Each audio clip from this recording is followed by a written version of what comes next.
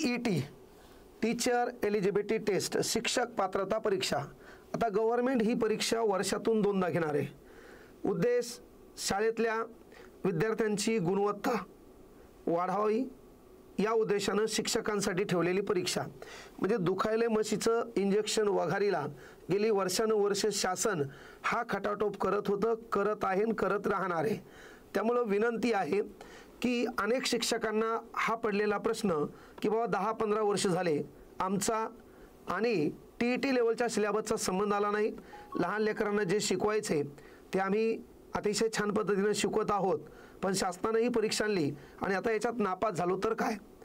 एक उदाहरण सांगतो, एक शाळा आहे तिच्यात 100 लेकरं आहेत, एकच पास झालं आणि 99 नापास झाले, तर ते एकट्यामुळे शाळा चालवता येत नाहीत आणि 99 जणांना काढून टाकता येणार नाही। मग ताण घ्यायचा नाही, आपल्यासारखेच लय मोठे आहेत असं समजून ही परीक्षा द्यायची। ही परीक्षा 2 टप्प्यात आहे, त्याच्यानंतर वर्षातून 2दा होणार आहे।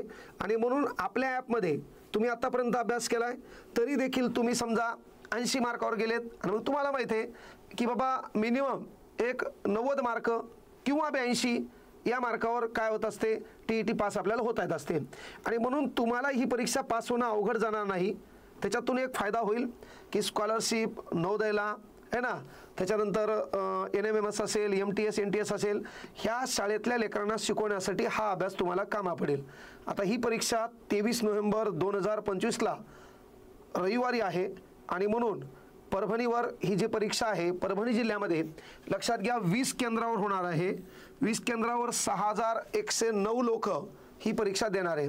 मग या परीक्षा स्थळावर या परीक्षा केंद्रावर शासनानं किंवा परीक्षा सेंटरवर जो काही स्टाफ असेल, शासकीय कर्मचारी वर्ग असेल, त्यांनी कोणकोणते आदेश कोणकोणती नियमावली सांगितलेली त्याच्यावर जरासं आपल्याला लक्षात घ्यायचे। म्हणजे काही लोक याच्या अगोदर CET मध्ये घोळ केला असेल, कुठं त्याच्या अगोदर TET मध्ये घोळ झाला होता आणि मग कोणीतरी थोडेफार पैसे द्या आम्ही तुमची सेटिंग लावू असं तुमच्यासोबत आहे ना गोड गोड बोलून तुमचे पैसे काढण्याचा प्रयत्न करेल, तर त्यांच्यासाठी आवर्जून सांगालो परीक्षा अतिशय स्ट्रिक्टली होणार आहे आणि प्रत्येक नियमाचं पालन तुम्हाला करावं लागणार आहे। आता पहा यामध्ये पहिल्यांदा त्यांनी सांगितलंय की बाबा या परभणीमध्ये 20 केंद्रावर 6109 लोक परीक्षा देणार आहे। ही परीक्षा लक्षात घ्या 2 सत्रात होणार आहे। त्यामध्ये पहिल्यांदा 10:30 ते 1 म्हणजे पहा 10:30 ते 1 या कालावधीत तुम्हाला सेंटरला राईट 10 वाजता पोहोचायचे। 10 वाजता पोहोचल्यावर तुम्हाला सेंटरमध्ये एंट्री करायची आहे। त्यानंतर पहिली बेल होत असती, त्यानंतर 15 मिनिटांनी बेल होत असते आणि 10:30च्या दरम्यान तुम्ही हॉलमध्ये गेल्यावर तुमचा पेपर चालू होणार आहे। त्यानंतर दुपारी हा पेपर आहे लक्षात घ्या 2:30 ते 5 2:30 ते 5। आता हा पेपर झाल्यावर लगेच आपल्या यूट्यूबला पेपर 1 आणि पेपर 2चं एक्सप्लेनेशन होणार आहे। तुम्हाला किती मार्क पडलेत, काय प्रश्न चुकलेत, ह्या सर्व गोष्टी लगेच तुम्हाला कळून जाणार आहेत। 3 दिवसानं लगेच त्याची आन्सर की येत असते। आता पहा याच्यामध्ये काय सांगितलं त्यांनी, हे साहित्य आणायचं नाही।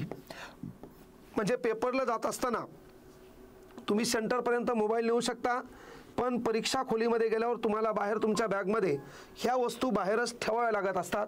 मग त्यामध्ये तुम्हाला मोबाईल फोन आणायचा नाही, काय जे बोलायचे काय जे कुठाने करायचे ते घरच्या घरीच। त्याच्यानंतर स्मार्ट वॉच आणायची नाही आहे, स्मार्ट वॉच तुम्हाला यूज करता येणार नाही।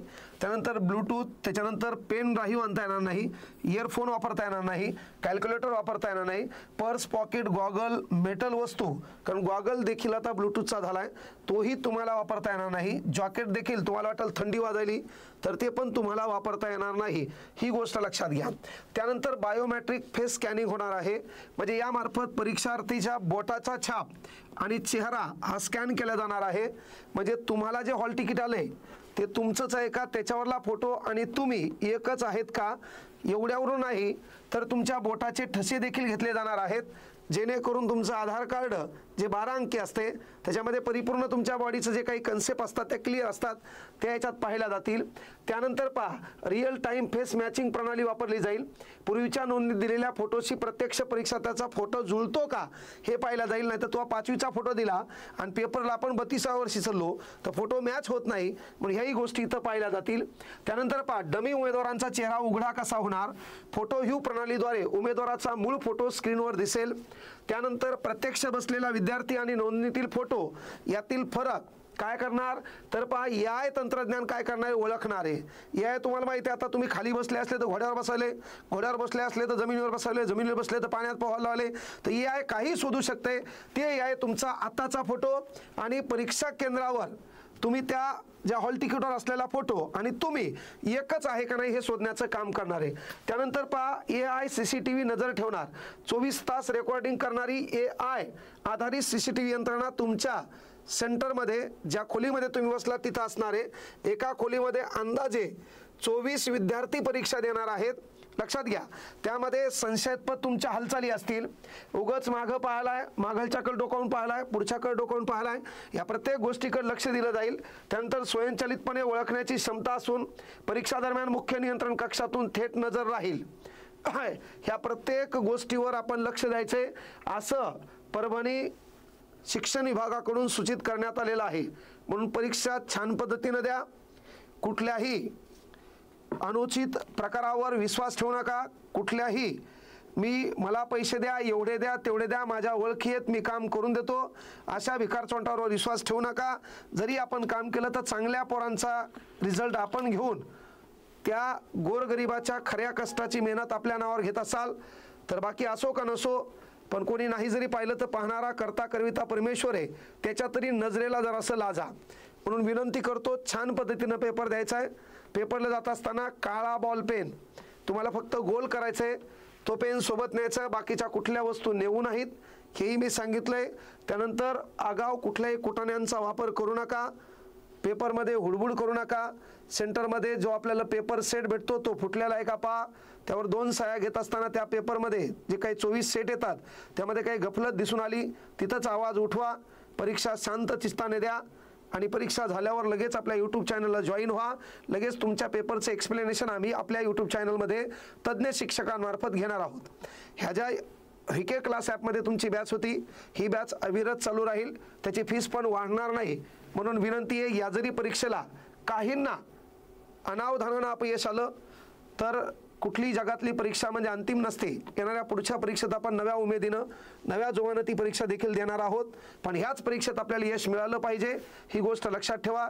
म्हणून सर्व शिक्षकांना, भावी शिक्षकांना मनातून मनस्वी शुभेच्छा देतो.